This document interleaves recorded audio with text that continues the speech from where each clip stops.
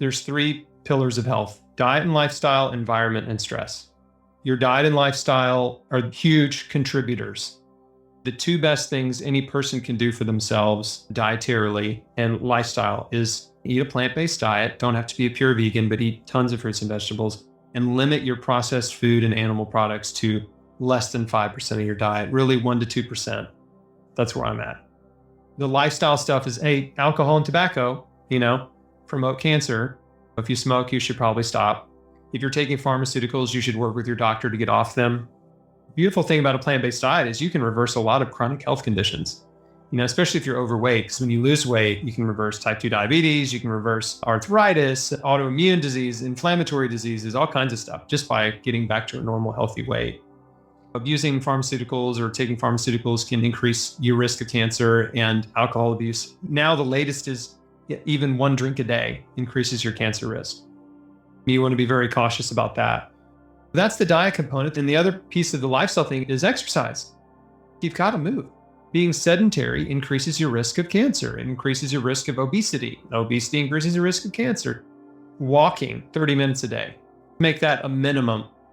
This is a non-negotiable way that you take care of yourself every day.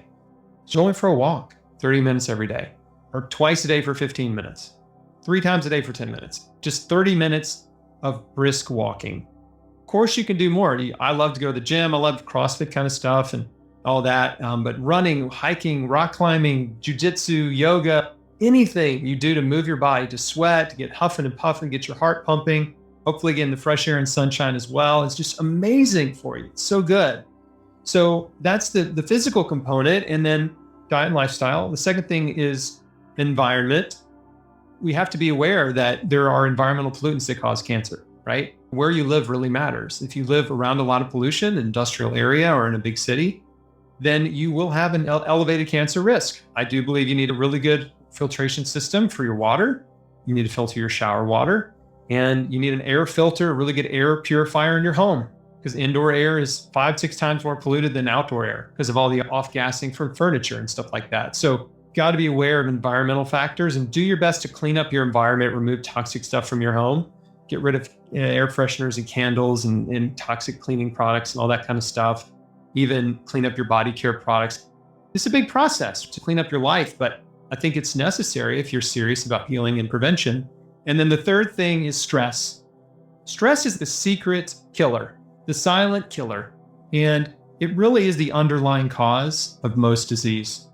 You can trace back to stress because stress leads people to destructive behavior. When you have resentment, bitterness, unforgiveness, jealousy, anger, prejudice, negativity, when you're critical, judgmental, insecure, carrying around guilt and shame, all of those negative emotions produce stress in your mind, in your heart, in your body, and lead to an unhealthy physical state. Stress elevates stress hormones, which increase inflammation and suppress your immune system. 2, stress leads us to medicate. Many of us engage in unhealthy behaviors to medicate ourselves.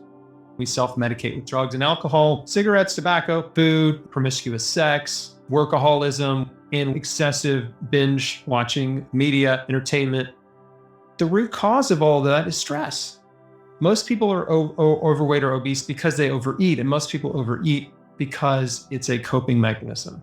They use food as medication when food really should be used as medicine. It's a big difference.